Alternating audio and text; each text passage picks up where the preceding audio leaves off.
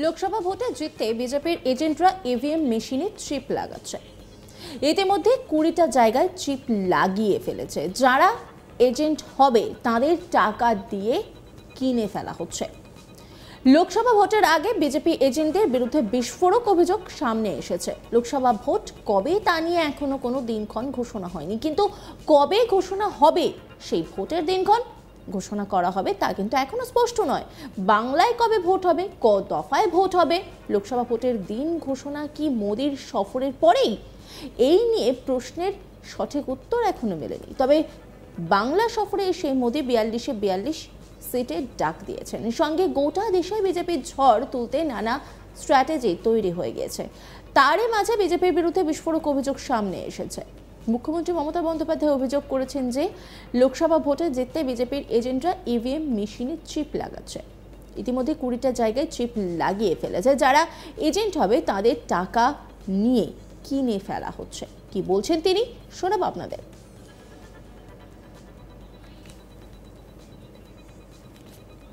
ইলেকশনের পর আর পাত্তা পাওয়া যাবে না। ইলেকশনের আগে সব ঘুরে বেড়াচ্ছে। মালদায় চলে গেছে ত্রিপুরার মুখ্যমন্ত্রী, এখানে চলে গেছে বিজেপির নেতারা, সব ঘুরে ঘুরে বেড়াচ্ছে। আমি শুনেছি ভালো করে ইভিএম মেশিনটা চেক করবেন। ওদের প্ল্যান অনুযায়ী 20টা জায়গায় নাকি চিক লাগাচ্ছে। যারা এজেন্ট হবে কাউকে কাউকে টাকা দিয়ে কিনেও নেবে। নজর রাখবেন ভালো করে। তবে গতবারের ভোটের সঙ্গে অনেকেই হিসেব মেলাতে চাইছেন। বছর 5 আগের কথা, 10ই মার্চ সেবার দেশে ভোটের দিন ঘোষণা করা হয়েছিল। তার ঠিক 1 মাস পরে অর্থাৎ 11ই এপ্রিল থেকে ভোট শুরু হয়েছিল। এবার প্রশ্ন যে কবে ভোট হবে গোটা দেশে। তবে প্রাথমিকভাবে মনে করা হচ্ছে প্রধানমন্ত্রীর রাজ্য সফর শেষ না হওয়া পর্যন্ত লোকসভা ভোটের দিন ঘোষণা করা নাও হতে পারে।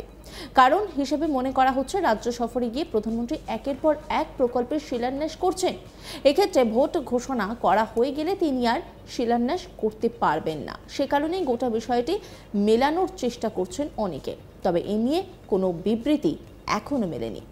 অনেকের মতে গত পঞ্চায়েত ভোটের ক্ষেত্রেও দেখা গিয়েছিল তখন তৃণমূল নেতা অভিষেক বন্দ্যোপাধ্যায়ের জনজোয়ার যাত্রা চলছিল জেলায় জেলায়। সেই যাত্রা শেষ না হওয়া পর্যন্ত কিছুতেই পঞ্চায়েত ভোট ঘোষণা করা হচ্ছিল না। সেই সময়ও এ নিয়ে নানা জল্পনা চলেছিল। এদিকে আগামী 13ই মার্চ পর্যন্ত প্রধানমন্ত্রী নরেন্দ্র মোদীর রাজ্য সফর রয়েছে। মনে করা হচ্ছে তারপরই ভোটের দিন ঘোষণা হতে পারে, মানে যেটাই হবে সেটা 13ই মার্চের পরে। আর ভোটের দিন ঘোষণার অন্তত 1 মাস পরে ভোট হতে পারে। সেক্ষেত্রে এপ্রিল মাসের মাঝামাঝি লোকসভা ভোট হলেও হতে পারে। মোটামুটি যেটা মনে করা হচ্ছে আগামী 12 থেকে 13ই মার্চ জম্মু কাশ্মীর সফরে রয়েছে কমিশনের। সেই সফর শেষ হওয়ার পরেই ওই সন্ধ্যায় বা পরের দিন ভোটের দিন ঘোষণা হতে পারে।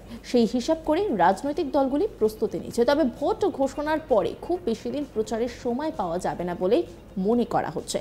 ইতিমধ্যেই রাজনৈতিক দলগুলিও তাদের মতো করে ঘর সাজাচ্ছে। দল বদলও চলছে পুরোদমে। বুধবার প্রধানমন্ত্রী নরেন্দ্র মোদীর মিটিংও ছিল বাংলায়। সন্দেশখালী নিয়ে তোপ দেখেছেন তিনি। এরপরও একাধিক রাজ্যে সফর রয়েছে মোদীর। এদিকে কেন্দ্রীয় বাহিনীও চলে এসেছে বাংলায়। তাদের ভারী বুটের শব্দে সেই শব্দে কিন্তু রীতিমতো গমগম করছে। বঙ্গবাসীও আস্থা রাখছে। কিন্তু বাংলার প্রত্যন্ত এলাকায় ভোট কতটা শান্তিপূর্ণ হয় সেটাই দেখার। বর্তমানে নির্বাচন কমিশনের কর্মকর্তা বিভিন্ন রাজ্য ঘুরে ঘুরে পরিস্থিতি পর্যালোচনা করছেন। মনে করা হচ্ছে তাদের এই পর্যালোচনা পর্ব মিটবে 13ই মার্চের মধ্যে। তারপরে নির্বাচনের তারিখ ঘোষণার সম্ভাবনা। আশা করা হচ্ছে 2019 সালের লোকসভা নির্বাচনের মতো এবারও 7 দফায় ভোট গ্রহণ পর্ব চলবে।